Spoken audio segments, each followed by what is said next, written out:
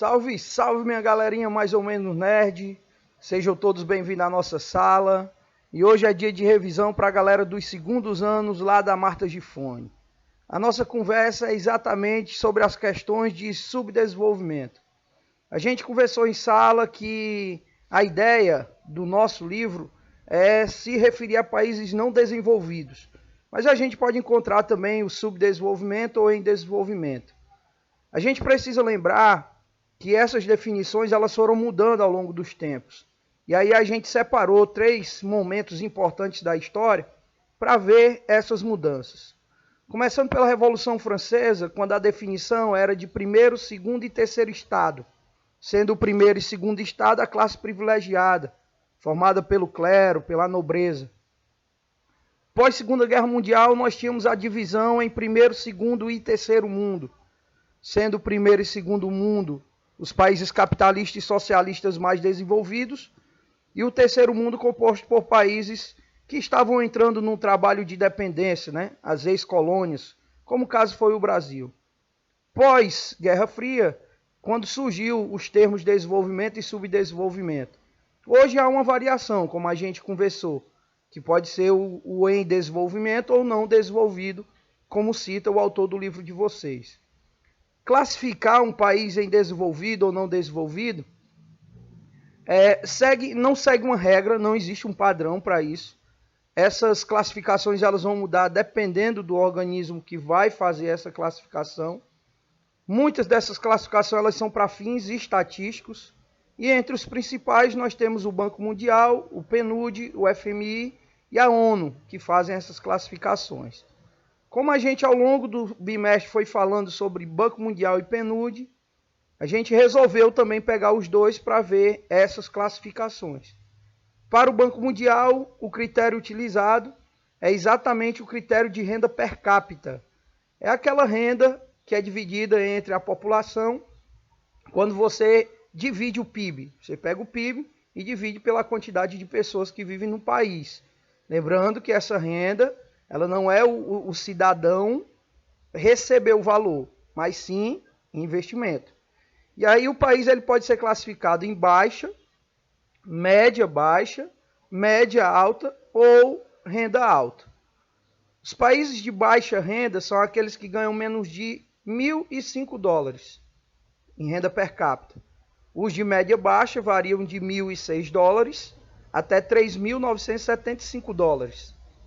Os de média alta, de $1.976 até $12.275.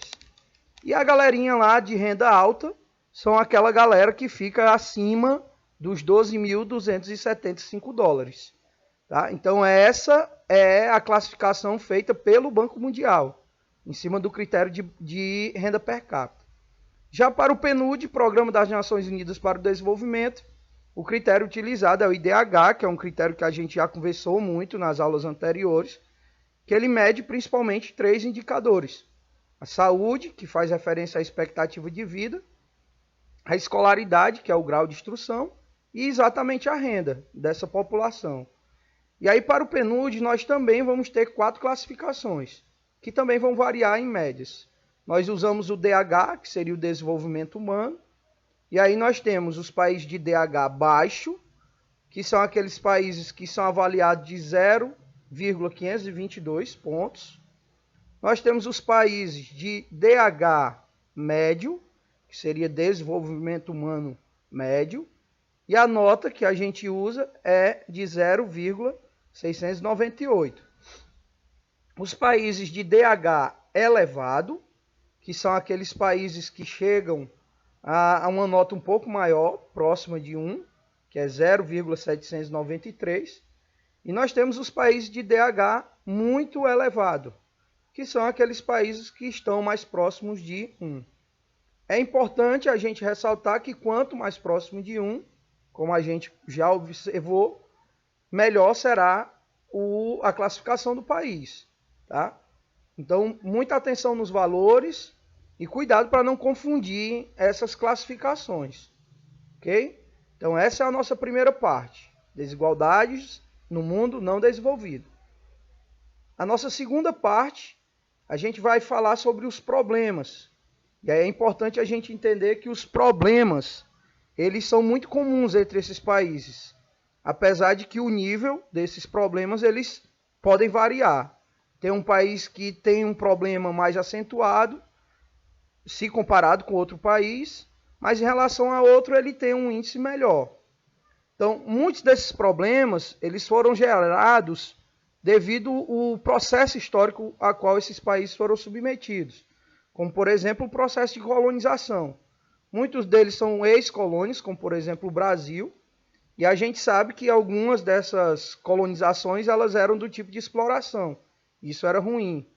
Mesmo quando esses países conseguiram se tornar independentes, eles passaram por uma série de problemas administrativos, pelo fato de nunca ter gerenciado nada.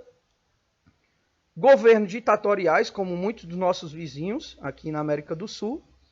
E isso gera uma série de problemas e graves problemas sociais, como saúde, educação, moradia e vários outros mais, que a gente poderia falar, alimentação. E aí a gente define, como no livro, 5 fatores que são comuns entre esses países em desenvolvimento ou não desenvolvidos. Um primeiro seria a desigualdade econômica, regional e social que esses países apresentam. Muito desses problemas, principalmente regional, é por conta das atividades econômicas que foram desenvolvidas ao longo da história do nosso país. E outra pela má distribuição de renda, que também variava em torno dessas atividades econômicas, né? Como, por exemplo, o Sudeste sempre foi favorecido, do ponto de vista de atividades econômicas. Um outro problema é exatamente a dependência financeira e tecnológica. Então, são países que se industrializaram atrasados, e isso faz com que eles tenham uma baixa competitividade no mercado. Além disso, são países que pagam os royalties, que é exatamente aquela taxa por trabalhar com a tecnologia que não é sua, de outro país, o que vai deixar o produto mais caro.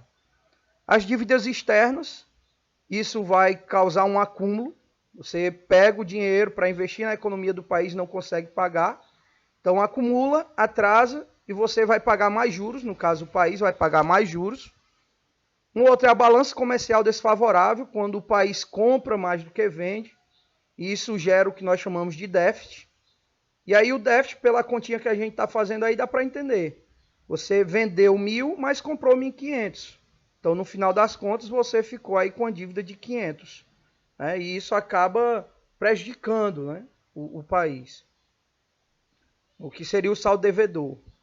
O outro ponto é exatamente a desigualdade de indicadores socioeconômicos. Um IDH muito baixo, um índice de Gini muito elevado, e aí a gente precisa entender que esse índice de Gini, quanto mais elevado, pior, tá bom? É importante isso. O próximo tópico era o desvirtuamento das funções do Estado. Nesse desvirtuamento, que a gente entenda que é a ideia de desvio, ou seja, quando o Estado ele não cumpre com as suas funções administrativas, ele acaba desviando o seu foco. Era para fazer isso, acaba fazendo aquilo outro, como a gente bem sabe, né? É muito clássico no nosso país. E isso vai gerar um outro problema que é muito sério, que é a má relação que o Estado tem com os recursos públicos. Então, o dinheiro que era para ser investido em educação foi muito baixo. A parte maior foi para o bolso do cara, foi para o bolso do partido, foi para comprar um carro, foi para comprar um sítio. Um outro ponto dessa má relação é exatamente que ela gera uma série de atividades ilegais, como a corrupção, que a gente ainda vai falar, lavagem de dinheiro, que a gente comentou em sala, acredito que deu para entender, e ainda a questão do tráfico. São partidos que, para conseguir benefício, acabam investindo em atividades ilegais para poder serem favorecidos na época de eleição. Contra essa ideia de corrupção, nós vamos destacar a Transparência Internacional, ou ATI, que é uma ONG que combate a corrupção a nível internacional e que tem sua sede na Alemanha. E aí, para a ATI, ela define 5 critérios de combate à corrupção. A corrupção política, aí a gente pode encaixar a questão do desvio de verbas, financiamentos de campanha, financiamentos de origem duvidosa, os contratos internacionais, envolvendo aí multinacionais de outros países que acabam incentivando a corrupção no outro país.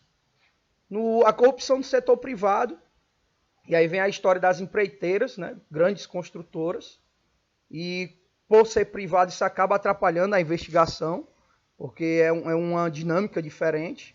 As convenções internacionais, que são as visitas, as palestras, para tentar criar uma consciência contra a corrupção.